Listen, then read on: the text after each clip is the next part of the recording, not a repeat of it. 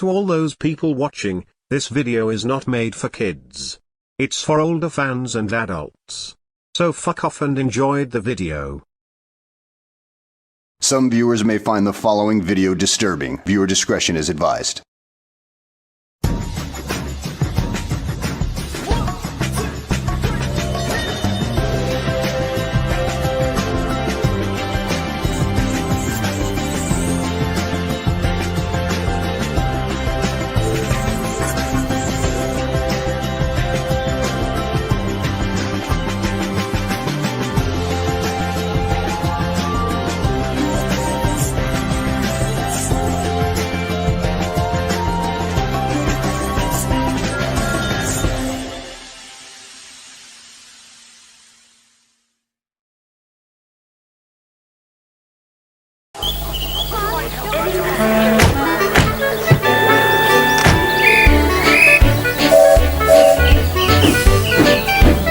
Stepney The Bluebell Engine loves running along a special railway, just known as the Bluebell Railway.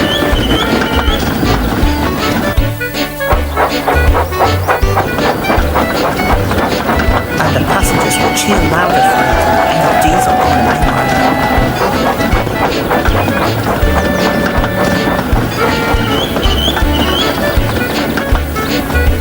But the one place Stepney likes to be more is on the island of Sodor. It gives him a good long run and a chance to see his old friends and even make new friends.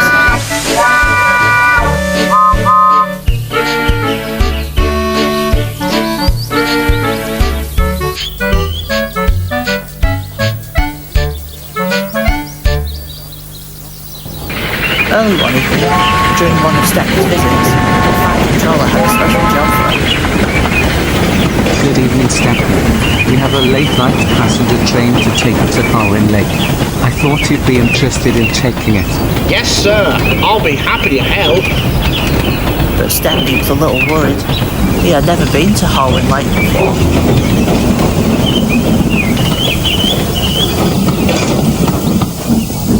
But luckily, Henry was in the yard. He knew all about the station by the lake and happily gave Stepney directions. So what's it like at Hawin Lake then, Henry? Well, the lake is lovely during the day, but it can get pretty spooky at night. Henry shuddered, remembering his incident at the lake, and even Stepney shivered as well, remembering his own incident in the fog. But not to worry. If you run into trouble, Old Bailey will help you out. Old Bailey was the station master at Hawin Lake. He used to be a fogman, but he was made station master after saving Henry and his crew from a nasty accident. He was a loyal, dedicated worker who kept his station in working order and made sure everyone, either it would be people or engines, had a lovely visit. He was pleased to see Stepney arrive with his passengers later that night.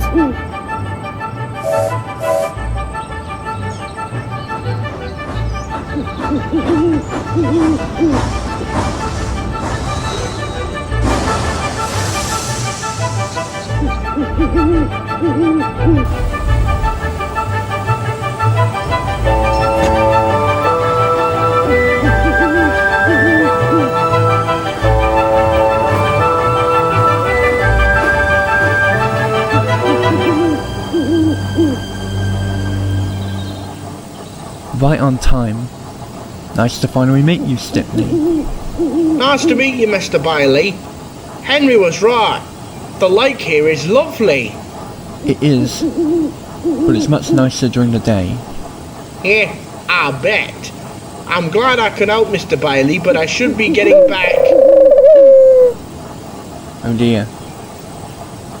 Sounds like you won't be heading anywhere now. Whenever that owl hoots and Mr. rolls in, happens like clockwork and is never wrong. Tell you what, there's a siding with an old shed not too far from here. Well, thank you, sir. I think I will.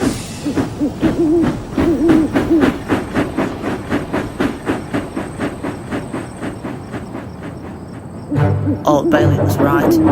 As Stepney left the station, the fog came down thick and fast.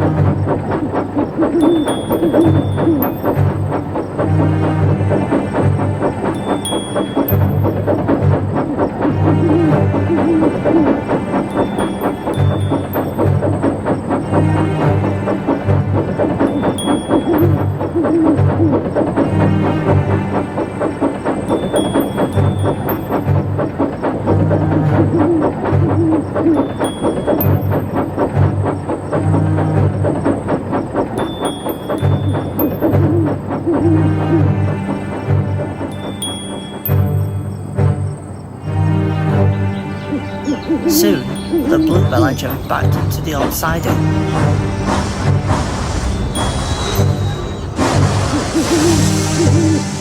The shed was old and kind of scruffy, but Stepney knew it was better than getting lost in the fog again. His driver and fireman tucked him away nice and safely, then went to bed in a nearby cottage.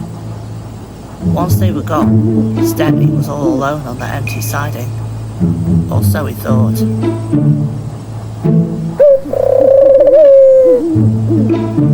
Well, hello there. So, you're the one the fog brought in during the night, huh?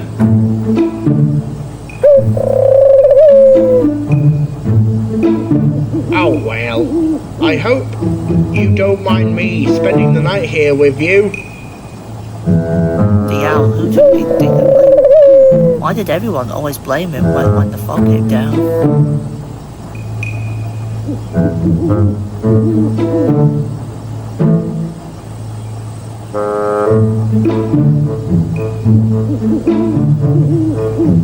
Soon, Stepney was to join a peaceful night's sleep.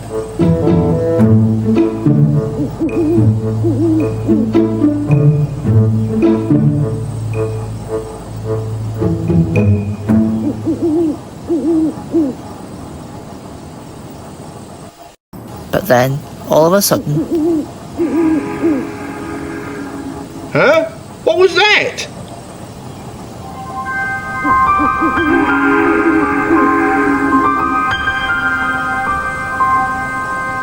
Hello? Is anyone there?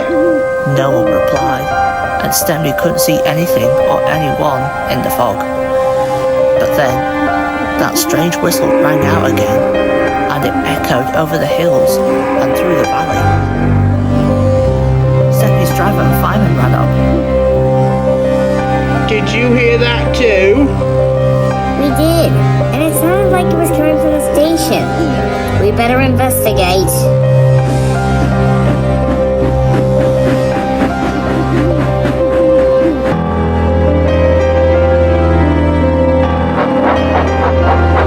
Soon, Stepney slowly and carefully made his way through the fog towards the station.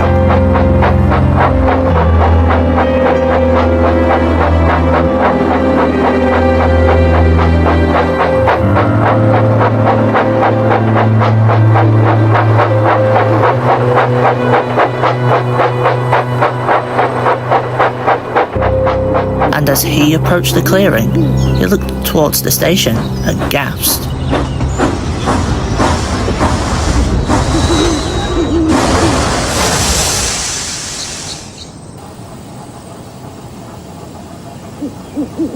Sitting in the crossing was the shadow of an engine, along with 3 branch line coaches with passengers inside them.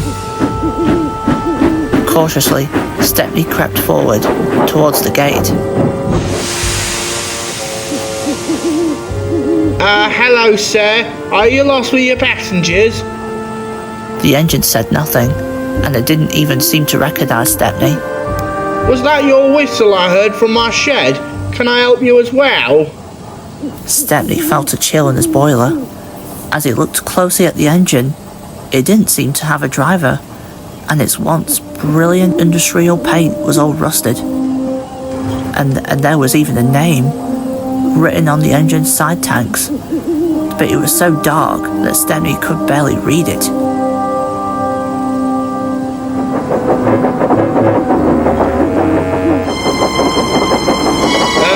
Well, whoever you are, I hope you're feeling okay. Is there something I can do for you?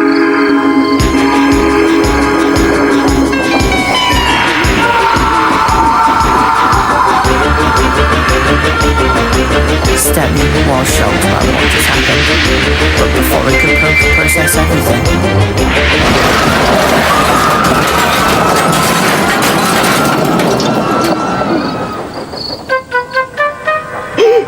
That came up the line! at last, Stepney's wheels were unfroze, and he ran back to look for the loop. Soon, Stepney had turned around and was rushing towards the crashing sounds. He was only hoping that the engine and his passengers were all right as he plunged through the fog towards the ravine. But as Stepney emerged from the mist, there was no engine.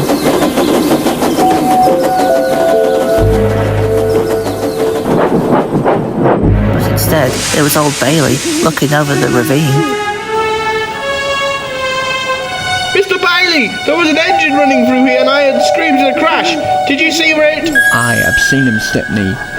He came this way with his coaches and went, just like always. Always? Like always, sir? What do you mean? It happens like clockwork, Stepney. The owl brings the fog, and the fog brings the engine back around these parts. Who was the old engine, sir? His name was Sheffield, and he was a J94 who used to serve as an engine on this line.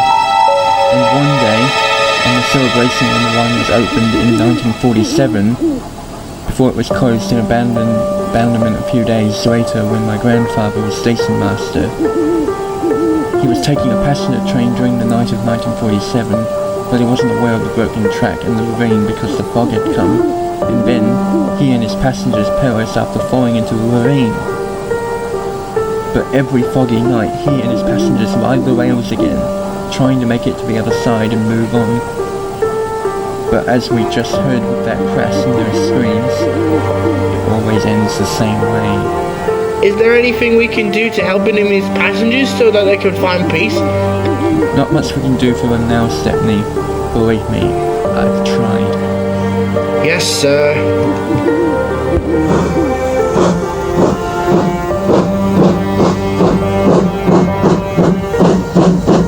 Stepney said no more.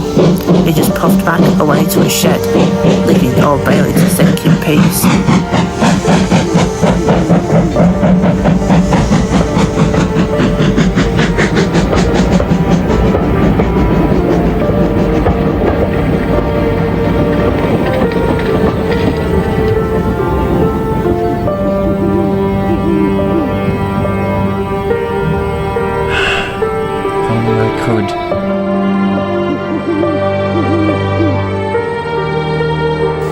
The next night, Stepney told the other engines about his encounter. Tilly and Carol were speechless, while Gordon and James thought of it as utter nonsense. But Henry looked especially uncomfortable. But I thought you made up that story about the ghost around the lake, Edward. I never said I made it up, Henry. I kind of wish I had, though. Stepney wished he had too. Now, whenever he visits Sodor, he takes care not to visit Hawin Lake at night. Unless he received another encounter with the ghost of Sheffield.